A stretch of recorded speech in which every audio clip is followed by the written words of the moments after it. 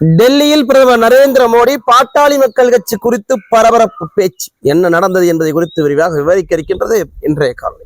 பேரன்பிற்குரிய உறவுகளுக்கு வணக்கம். நான் உங்க மயிலாமூர் கார்த்தி. பாரத பிரதமராக மீண்டும் 3வது முறையாக பொறுப்பேற்க இருக்கும் திரு நரேந்திர மோடி அவர்கள் தமிழ்நாட்டுல பாமக பாஜக கூட்டணிக்கு மிகப்பெரிய எதிர்காலம் இருக்குன்னு சொன்னதுதான் இப்போ தமிழ்நாட்டு அரசியல் அரங்கில் மிகப்பெரிய அதிர்வலையை ஏற்படுத்தியிருக்கு. திமுகவுக்கு அச்சத்தையும் ஏற்படுத்தியிருக்கு. அதற்கான காரணமும் இருக்கு. பாமக பாஜக கூட்டணி நடந்து முடிந்த நாடாளுமன்ற தேர்தலில் 19% வாக்குகளை பெற்றிருந்தாங்க. திமுக 7% வாக்குகள் பின்தங்கி போச்சு. 30 லட்சம் வாக்குகளை இழந்திருக்கு திமுக. அதிமுக கடநிலைக்கு தள்ளப்பட்டிருக்கு, அழிவை நோக்கி சென்று கொண்டிருக்கு.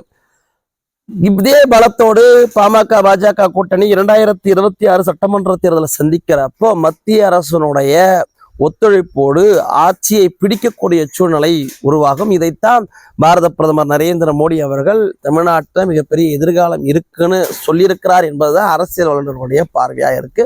இதுதான் திமுகவுடைய அச்சத்திற்கான காரணம்.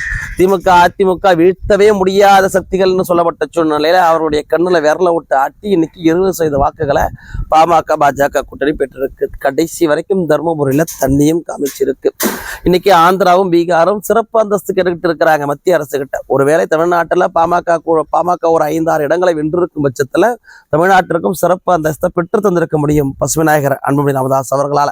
இப்பயும் ஒன்றும் காலம் கட்டிடல. 2026 அரியணையில் திரு அன்புமணி ராமதாஸ் அவர்கள் அமர்கின்ற போது அதுவே தமிழ்நாட்டிற்கு கிடைத்த சிறப்பு அந்தஸ்தாக இருக்கும்.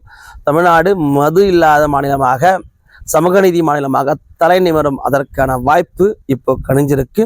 பாரத பிரதமர் நரேந்திர மோடி அவர்களும் அதை உறுதிப்படுத்தி இருக்கிறார். நன்றி.